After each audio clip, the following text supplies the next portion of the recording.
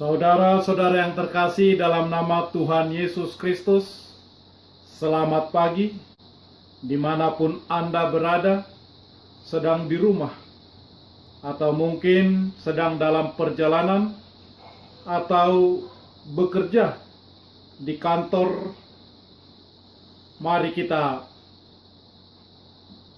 beribadah sejenak.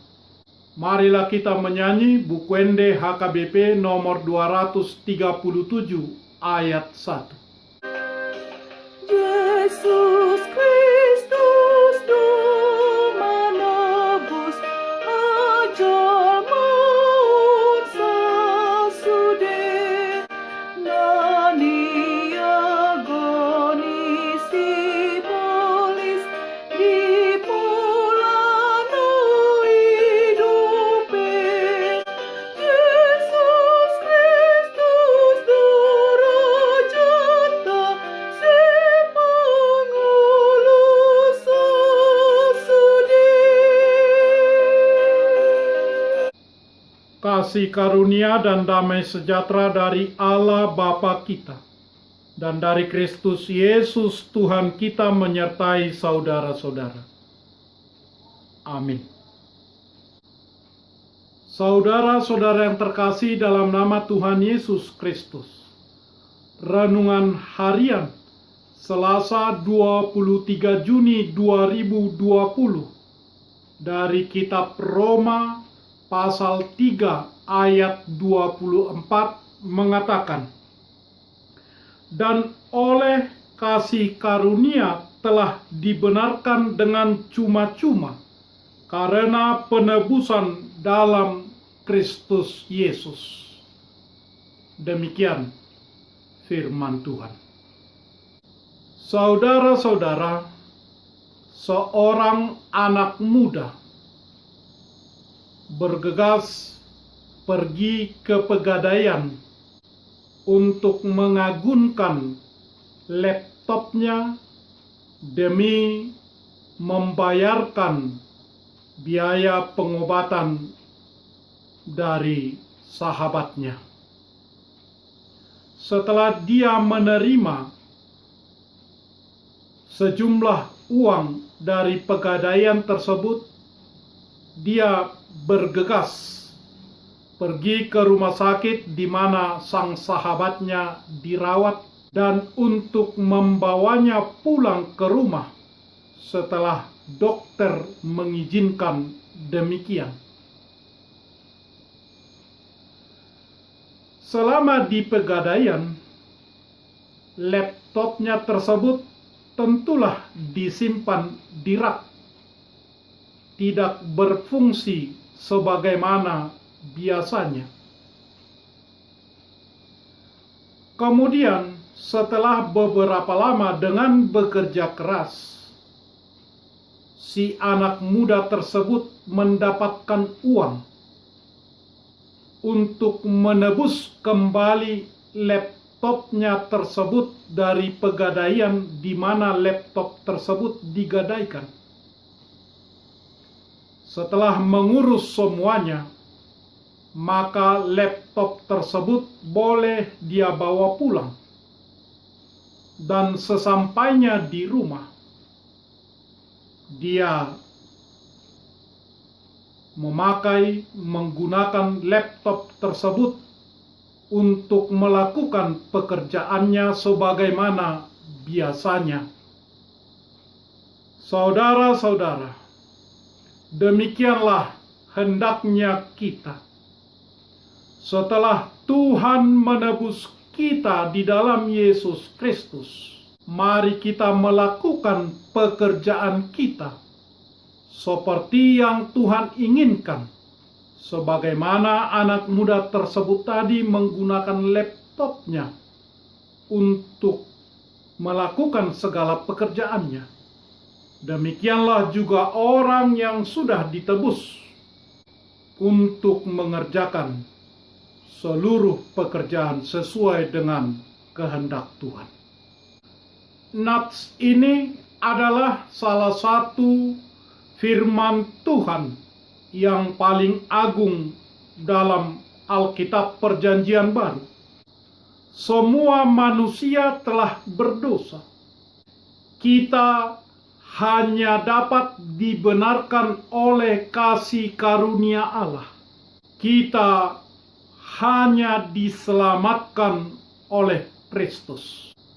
Allah telah mengutus Yesus Kristus ke kayu salib untuk memuaskan keadilannya. Dan kita diselamatkan dengan percaya dan beriman kepada Tuhan di dalam Yesus Kristus. Allah mengutus Yesus menumpahkan darahnya untuk menebus kita yang berdosa. Dia menggantikan kita di tempat yang seharusnya kita tempati untuk diadili dan dihukum. Itulah yang Tuhan lakukan di dalam Yesus Kristus. Itulah berita Injil. Dia yang tidak mengenal dosa telah dibuatnya menjadi dosa karena kita, supaya dalam Dia kita dibenarkan oleh Allah. 2 Korintus pasal 5 ayat 21. Kristus telah menebus kita dari kutuk hukum Taurat dengan jalan menjadi kutuk karena kita. Galatia 3 ayat 13. Sebab juga Kristus telah mati sekali untuk segala dosa kita. Ia yang benar untuk orang-orang yang tidak benar, supaya ia membawa kita kepada Allah. Ia yang telah dibunuh dalam keadaannya sebagai manusia, tetapi yang telah dibangkitkan menurut roh. 1 Petrus pasal 3 ayat 18. Dalam bahasa Yunani, kata pistis untuk kata iman berarti kesetiaan. Iman yang setia di dalam Yesus Kristus dilihat sebagai cara untuk menerima pembenaran Allah. Dan tujuannya adalah semua orang percaya. Itulah cara Allah mewujudkan kebenarannya, dan iman adalah cara untuk menerimanya.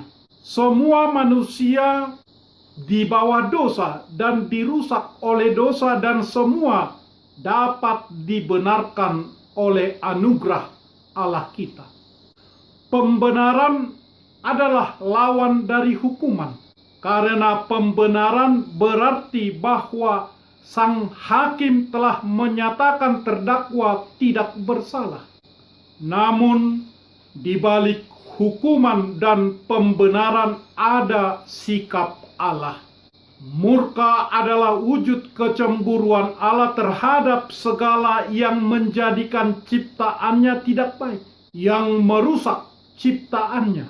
Tetapi kasih karunia adalah sifat mendasar dari Allah. Allah menciptakan manusia dengan cuma-cuma. Di hadapan dosa manusia, Tuhan memanggil Abraham dengan cuma-cuma. Menebus Israel dari perbudakan di Mesir dengan cuma-cuma. Sekarang menawarkan keselamatan, pembenaran dengan cuma-cuma. Pembenaran itu muncul dari sikap kasih karunia itu, dan caranya melalui Yesus Kristus.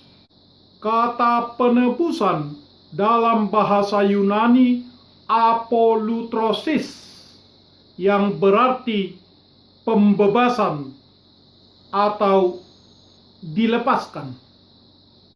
Dari kata apoluo, bebas dari pembayaran uang tebusan. Kata apo, preposisi dalam bahasa Yunani yang berarti dari. Kemudian kata luo, artinya mengendurkan, untuk melepaskan, untuk membuka, untuk tidak dapat disentuh, untuk dibebaskan. Penebusan mendapatkan kembali dengan membayar suatu harga, untuk dibebaskan dengan membayar uang tebusan. Penebusan adalah kasih karunia Allah, motivasi Allah untuk membenarkan. Pembenaran dihasilkan melalui kesetiaan Kristus untuk menebus. Pembenaran atau penebusan diterima dengan iman, bukan dengan perbuatan. Amin. Marilah kita berdoa.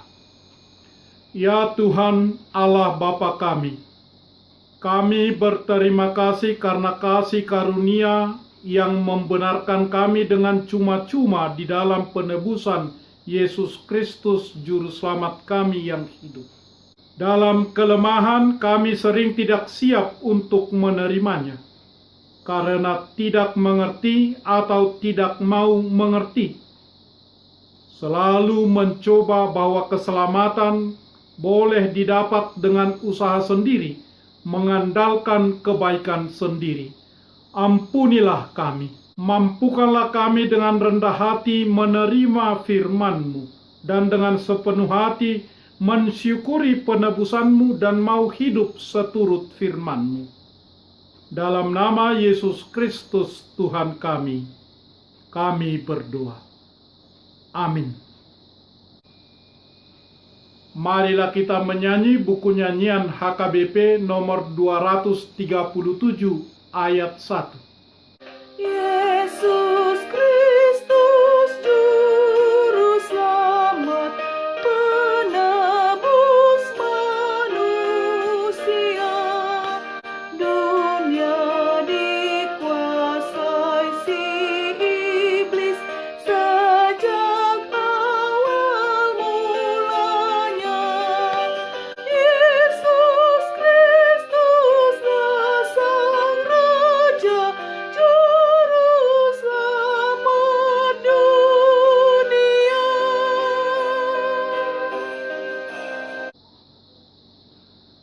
Anugerah Tuhan kita Yesus Kristus, kasih setia Allah Bapa, dan persekutuan dengan Roh Kudus menyertai saudara-saudara. Amin.